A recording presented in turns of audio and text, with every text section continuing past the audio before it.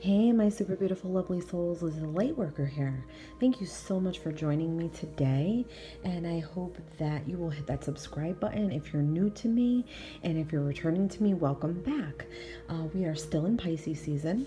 Okay, I am trying to bang out some more Pisces videos for you guys. Today, we're going to work on sort of a Pisces karmic relationship or karmic contract type reading, okay? And I'm going to be using my regular tarot and my psychic tarot for the heart. So with this reading, okay, I feel like a lot of times we have karmic relationships from the past, maybe something that went awry in our past life that wasn't completed or something that we didn't learn, and it's coming back to repeat again in this life. And if we don't learn the lesson, which you guys all know, it will just keep repeating and repeating, okay? And it will not allow our soul to evolve to newer levels or have different experiences as we come back and we reincarnate, okay?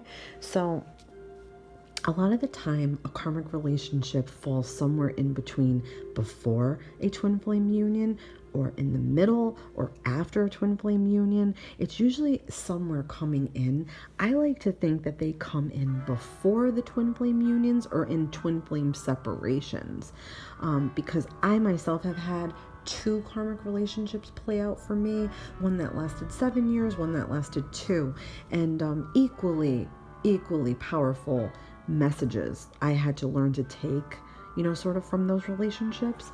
Okay, so just know that, these relationships sort of have to play out. They have to be. A lot of the times they are toxic because once the karma has played out, they're supposed to end.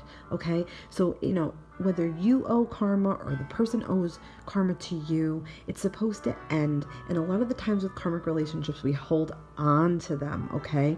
They stop us up from having more experiences. They stop us up from, meeting our other soulmates and our other relationships that we're supposed to have, and even can interrupt us from meeting our twin flames. Sometimes they set us up to meet our twin flames, okay? If we've burned off enough karma, that could be a very good possibility, okay? But as for now, we're going to get right into this, and we're going to talk about why has this union come into my life? Why has this union, like, what is the purpose? Sort of on a soul level, okay? I'm just going to split these up a couple times, guys. Okay, so why has this union come into my life, Pisces? Why is this union? Okay, so I'm feeling like Spirit wants you to pay attention here. They want, when I say they, I'm talking about Spirit. I'm talking about my guides. Everybody's coming through like in a spiritual sense. When I'm speaking, I'm channeling, okay? So I feel like this union has to do with you opening up to things.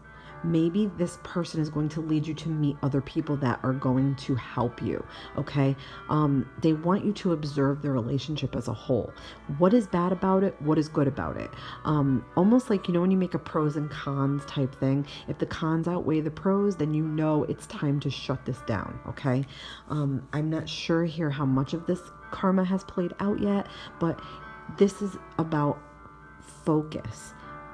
Take the relationship, sort of break it down, unpiece it, if that makes any sense. Figure out what it is that, like I said, is bad or good, okay? This has to do with taking a different view on things. Maybe you need to wake up a little bit and realize, maybe if you get away from this person for even a couple of days, okay? Or if you've had a fight, and you leave each other for a couple of hours ain't gonna do it. A couple of days would. I know that sounds nuts, but it's just what I'm putting out there, guys, okay? This happened in my own karmic relationship. I know that once I got away from him, we would have these crazy fights, screaming matches, and throwing him out of my house, and I just couldn't get him out fast enough. The second he'd leave, I want him to come back. So do you get what I'm saying? There's like that pull, that push and pull, okay? Highly toxic. But once he would leave and I'd get all my crying out and I'd be alone and I'd be accepting of that being alone, I would realize some things. I'd be like, yeah, why does he always say that? Why does he always do this? Why does it always turn out this way? Why do we talk and the whole purpose of the talk is completely defeated a few days later or a few weeks later, or the honeymoon is over, so to speak? Okay, so your guides, the universe, everything here wants you to look at that, examine this relationship. Okay, take what you need to take from it, like what I just gave you as an example. Okay, all right, so what do you need to learn from this relationship? Okay, all right, I'm feeling like you need to learn. I think this is time to let go of this relationship. Honestly, like I said, I feel like there needs to be a break here. Okay, if you're not ready to completely break up, I feel like there's a break that needs to happen here. Okay, this is when you reflect, when you think back on things. You know, when you give yourself a break, when you end the fighting for a bit. To me, it feels like a separation. That's a separation. Okay, so it needs to shift. The shift is either happening here, it's going to happen here, where you sort of just get away for a bit. Okay, I feel like you could even be thinking about how you're going to do this, where you're going to go, how the change can be made. I feel like in this energy, you're feeling like anywhere is better than here. I feel like you've been abused a bit.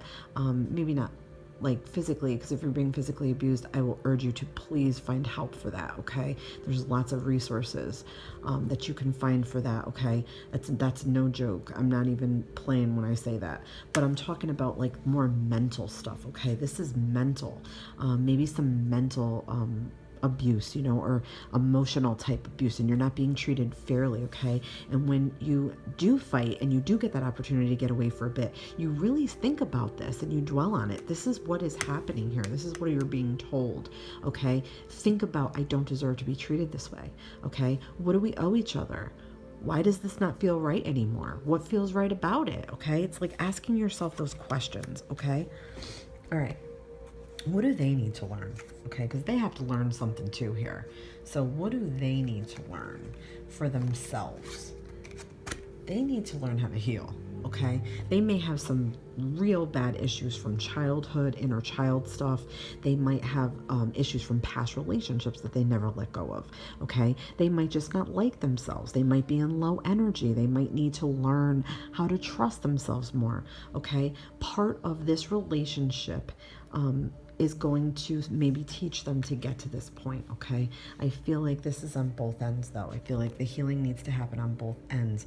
But yes, I feel like they have issues with that. They definitely need to heal and break the chains of the past.